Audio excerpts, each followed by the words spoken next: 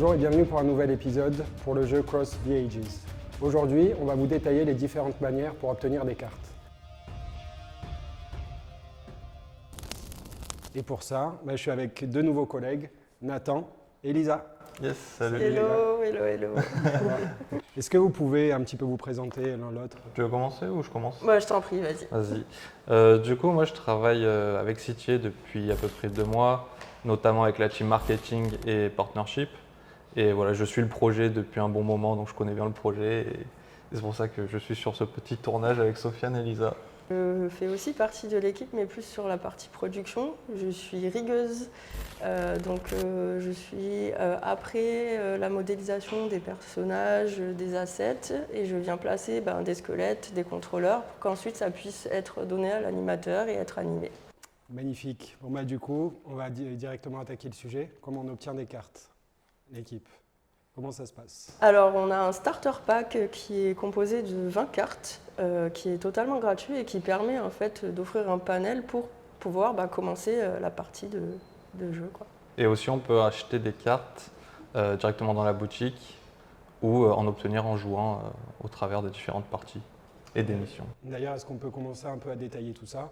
Donc, le paquet gratuit, on l'a comment? Est-ce que c'est un premier deck? Est-ce qu'on peut donner un peu de détails sur le nombre de cartes qu'il y a à l'intérieur, tout ça?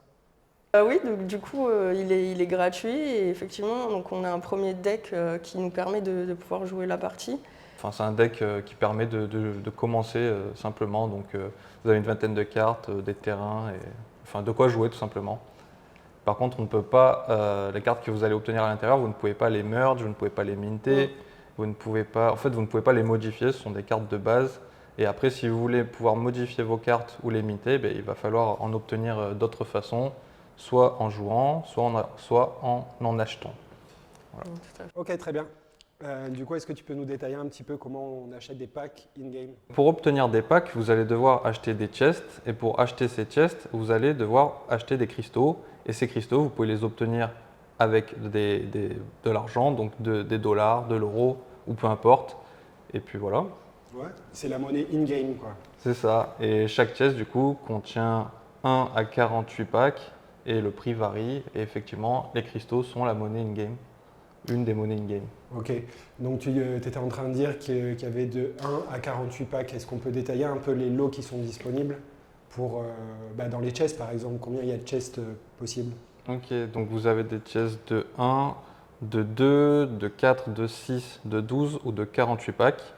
Et selon du coup le nombre de packs à l'intérieur du chest, c'est tout le temps le même prix. Par exemple, un paquet c'est toujours 3 $, mais selon le chest que vous allez acheter, vous allez avoir des chances d'obtenir des cartes plus rares selon la quantité de packs à l'intérieur. Par exemple, dans un chest de 24 packs, vous allez obtenir une mythique garantie. Si on ne l'a pas précisé, dans chaque pack, il y a 10 cartes, tout simplement, dans lesquelles il y a des cartes donc, de personnages que l'on joue et aussi des cartes terrain.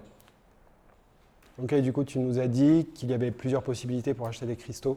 Comment ça se passe? Vous pouvez donc soit les acheter directement dans la boutique, soit acheter un pass qui va du coup vous distribuer des cristaux un peu tous les jours, ou sinon, lors d'events exceptionnels, vous pourrez récupérer des cristaux gratuitement, mais voilà, ça sera exceptionnel. Et du coup, est-ce que la répartition se passe tout le temps de la même manière? En fait, c'est ça. Sur un pack de 10, en fait, on va avoir 6 cartes qui sont communes, 2 non communes. Et les 2 dernières, une qui est à minima commune et l'autre qui est à minima rare. Et ces deux-là, elles peuvent aller jusqu'à être mythiques. On peut aussi avoir des packs spéciaux avec des cartes qui sont soit totalement foil, soit totalement rare plus. Ou bien on a aussi des cartes spéciales avec des artworks, ou bien encore des alternatives combo S. Donc voilà, on peut retrouver toute une panoplie de cartes assez importantes dans ces packs-là. Nathan, maintenant cette question elle est pour toi. Une fois qu'on a acheté des chests, qu'est-ce qu'on peut en faire et comment on peut les utiliser? Dis-nous tout. Eh bien, déjà, la première utilité, forcément, c'est de les ouvrir afin d'obtenir les packs et les cartes dans les packs pour pouvoir jouer. Après, si vous le souhaitez, vous pouvez également minter le chest pour pouvoir le revendre sur la marketplace à d'autres personnes. Et d'ailleurs, c'est le seul moyen de pouvoir revendre ces chests, c'est de les minter. Et c'est également le seul moyen de pouvoir obtenir des packs une fois que la collection est terminée, vu que les collections vont être sur une durée limitée. Une fois que la collection est terminée, si vous voulez obtenir des cartes d'anciennes collections, eh bien, il faudra acheter des chests qui sont déjà mintés sur la marketplace, donc auprès d'autres joueurs.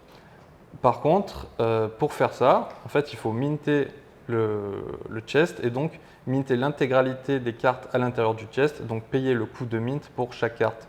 Donc si vous voulez minter un chest de 48 packs, eh bien, il faudra payer le coût de mint de 480 cartes. Merci Nathan. Maintenant, il y a une autre question, et je pense que beaucoup de spectateurs se posent cette question-là. C'est est-ce qu'on est obligé, au fond, d'acheter beaucoup de cartes pour être bon dans le jeu, pour commencer à gagner des parties, pour évoluer dans le jeu? Est-ce que c'est nécessaire? Ok, donc ouais, c'est une excellente question. Alors évidemment que non, vous n'aurez pas besoin d'avoir par exemple toutes les cartes du jeu pour pouvoir avoir un bon deck, pour plusieurs raisons. La première, c'est que d'abord, il y a une question d'intelligence de jeu. Voilà, faut connaître le jeu, faut connaître les synergies entre les cartes, etc. C'est pas parce qu'on a toutes les meilleures cartes qu'on va forcément être meilleur que tout le monde. Et ensuite, il y a aussi un système qui permet de limiter dans la création du deck les cartes que vous pouvez mettre. Donc il y a un power limité. Vous ne pouvez pas. Ça, c'est un sujet qu'on a abordé effectivement dans la construction de deck et tout. Ok, je me permets de c'est te ça. couper. Ouais, c'est ça, c'est exactement ça. Donc vous ne pouvez pas mettre toutes les meilleures cartes du jeu dans votre deck. Vous allez devoir trouver des compromis et équilibrer votre deck. Bon, mais je crois qu'on a abordé à peu près tous les sujets, c'est ça? Ouais, quasiment. Il y a juste deux petits points. Donc le premier, c'est que vous allez également pouvoir louer et emprunter des cartes auprès d'autres joueurs à partir de la marketplace. Donc vous n'êtes pas forcément obligé d'avoir des cartes en votre possession pour les utiliser. Vous pouvez les emprunter. Et ensuite, je laisse la parole à Lisa pour vous dévoiler une petite surprise. On a mis en place un système de rotation chaque semaine qui vous propose des cartes à essayer de manière gratuite et temporaire. Donc chaque semaine, vous pourrez tester de nouveaux decks et tester ces cartes-là dans le game. Avec des nouvelles affinités, des nouveaux jeux. Oui, tout à fait. Eh bien, merci Merci à Nathan, toi. Lisa, ça fait plaisir. Merci. J'ai envie de dire, on va retourner au bureau maintenant. Merci à vous de nous suivre encore.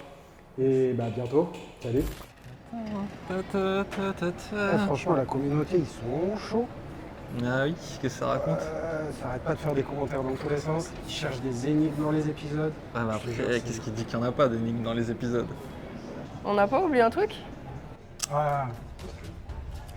Au fait, il y a toujours 10 packs à gagner. Vous avez 72 heures pour laisser un commentaire et peut-être que vous serez sélectionné.